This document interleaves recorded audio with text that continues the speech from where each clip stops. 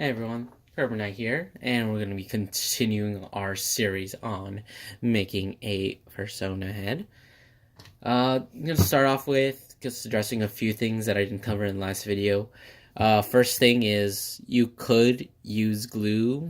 I mean, I've never found it to be necessary or actually very effective at all. So, I usually don't use glue, just the pipe cleaners is fine enough. But if you want, that option is there. I know if you want to use pom-poms, and that's probably a good choice.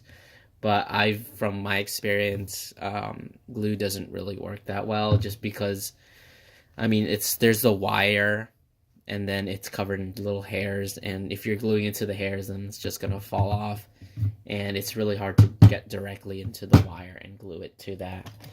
So I usually don't use it. You don't have to. Second thing, a ruler might be good if you want to perfectly match things so that they're the exact same size. I usually don't. I just eyeball things, but I'm going to be using a ruler just in case.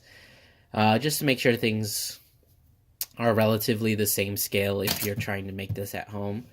So, today we're going to be starting off with the basic frame of the top part of the head, which is what I usually start with. So, me taking my yellow, which I definitely didn't swap out to the darker yellow between videos. And you're going to just start by making a loop or a circle. I have this little thing that I like to use to basically measure out. Because typically I want the heads to be able to stick on that. This is what I use for shots, so I don't have to like hold it in my hand. This circle it's about 2 inches or 5 centimeters. So there you go. Get a circle that's that width. Anyways, just gonna wrap it around. This isn't what's going to be eventually be sitting on it, but I just like to have it nice. So once you have the circle, you can get a little bit off, just bend it over, hold it in place so that it can be a little lasso. You're just going to want to shape your circle out a bit. Might make it a little bit bigger just because I want it to be nice and size. Although this isn't going to be the final size. This is literally just right here. That's where it's going to be.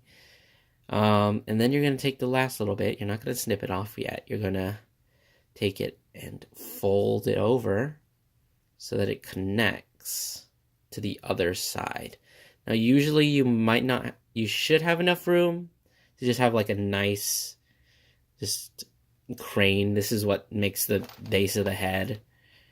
Yeah, like that.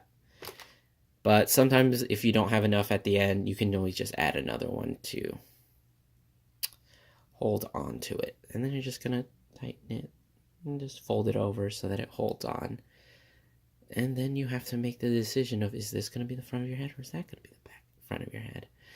I'm going to pick this side. And then you're just going to want to try and even it out a little bit. It will get evened out kind of naturally just because of the way I do things. But that's how you start.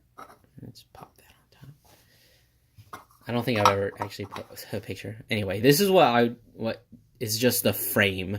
You're going to be basically just adding things on top of it and filling it in. So, I think that's where we're going to stop just for today. I know we didn't get much done, but let's start, and we'll start filling it out in the next part.